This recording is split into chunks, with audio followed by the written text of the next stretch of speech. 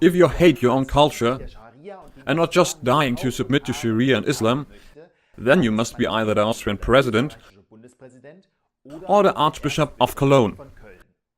If you like the video you're about to watch, please help this channel by donating or by sharing this video. Just a short response video to two unbelievable volleys, who are keen to tell us we must dispense with our culture and despise it, and in its place embrace Sharia and Islamic culture. These two ethnic masochists, genetic suicidals, are none other than Austrian President Alexander van der Bellen and Catholic Archbishop Walki of Cologne. Let's start with His Grace, who is clearly looking to win the title of his most unworthiness. Just look at this video, promoting Sharia and Islam. Sorry, I mean of course for Christianity and love thy neighbor. Should we really be concerned about the Alternative für Deutschland? The answer is yes. In fact, the polls say you lot should be very worried about AfD. And I think that's why the prelate made this video. The AfD leadership's latest remarks cannot be taken seriously.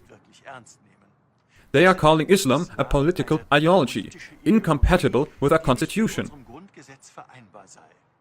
As seen purely historically, and merely as a curiosity, Your Grace, isn't it the case that Islam is actually a competitor product to what you're offering, which is supposed to be Christianity? So how come you're suddenly defending Islam? Let that sink a bit. An entire religion. In fact, one of the world's largest religions is being spitefully pilloried by the AfD. They need only to have glanced at the German constitution to see that we have freedom of religion in this country. On that score, Your Grace, I can only refer you to one of my shortest videos, where I explained how freedom of religion is not freedom of religion, but freedom from the religion of others. In other words, that I'm protected from having to follow other creeds. But that's what Islam won't accept. Those who like the AfD leadership disparage Islam. That's tired, old, lefty rhetorical trick again. We were just talking about ideology and critique of ideologies. And all of a sudden it's about persecution, about criticism of individuals. As if we're talking about those Muslims. We were just talking about Islam, not about Muslims, Your Grace.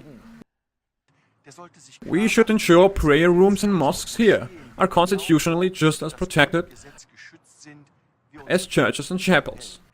He's right there, and nobody would argue about that. But what's not protected is terrorism, jihad, or the abolition of Western foundations. Whoever says yes to church towers is obligated to say yes to minarets too. Once again, I have to ask Catholic Archbishop Walki, why would you speak up for a competitor product? Just imagine if a Coca-Cola salesman said, "Buy Pepsi, guys!" Even though the roots of Islam are no more European than those of Christianity, both world religions have now taken root in peaceful coexistence here in Germany and Europe. Trouble is, this is simple intellectual confusion on the Archbishop's part. Because Christianity is less and less rooted in Europe and has less and less influence.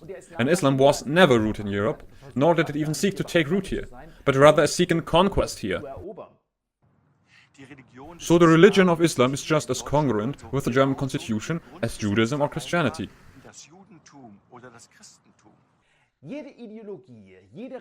Every ideology, religion, worldview that seeks to overturn the constitution or Western order, the German way of life, is incompatible with the constitution. Here, religious Muslims, Jews and Christians refuse to be divided from each other. Nor do they need to be divided from each other, because wherever Islam comes to power, as we see in Islamic states, it's no laughing matter for Christians and Jews. But whoever calls into question the freedom of religion, which our constitution guarantees,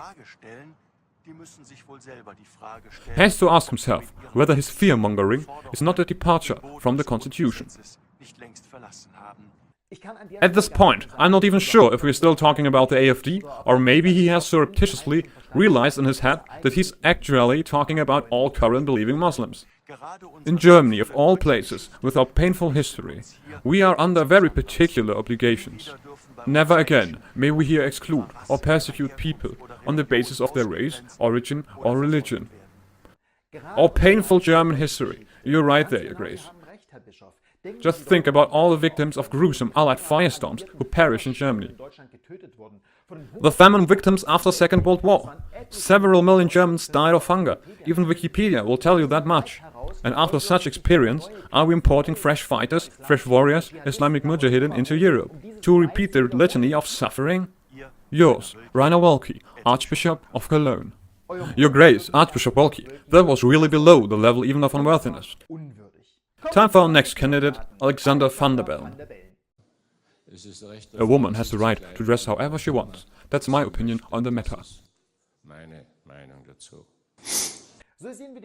Thus, the President van der Bellen of Austria, a Green, evidentially in a Q&A, expressed the unprecedentedly progressive opinion that women can dress as they like. He must be just about the only man in Europe to think so. Besides, not just Muslim women can cover her head. Any woman can. If things carry on like this, if the next question is just as pervasively Islamophobic, did I get you right there? Where are you about Islamophobia or Islamophilia? After all, phobia of Islam is something I can't see anywhere. All I see are justified concerns about Islam's imperialistic drive. On the other hand, the love of Islam, the desire to cozy up to Islam in all its facets, seems to be pretty darn pervasive in the European elite. Then the day will come when we have to ask all women to cover up their heads, all of them, in gesture of solidarity towards those who do it for religion reasons. That turned out to be the punchline of the video, because Granddaddy van der Bellen seems to belong in an old folks' home. Not only is this an incredibly stupid and childish idea, one which not even the pragmatists among the SJWs would support, but it's obvious that criticizing head covering is not a criticism of headwear per se, but a criticism of the repression which is expressed in the wearing of a head covering. These two videos, friends, are the epitome once again of Europe's Über-Simitude. In Islamic jurisprudence, a Zimmi is a subjugated non-Muslim with limited legal rights, who is tolerated and lives under protection. It is one who Muslims don't have to slaughter on the spot. Europe's Über-Zimmis are trying to cast themselves at the feet of Islam, to make Islam palatable to us, and to prescribe for us that we too must throw ourselves at Islam's feet. I say, no, that's something we don't need. After all, we in Europe managed several times in the past to hold back and rout Islamic imperialism. And the Turks too, who are now talking about holy war once again. We don't need any shady clerics or effeminate greenhorns. We are redoubtable Europeans and we can maintain our own culture. So there's no reason to surrender to Islam. We have a tremendous culture and we can return to it. And there's still plenty of good left, on which we can build. Wolke and van der Bellen can take a hike to the back of beyond. Or even better, to a land where a non-Muslim's best fate is to be graciously not locked up, and where his worst fate is to be executed. To Saudi Arabia, for instance, or perhaps, before long, Turkey too.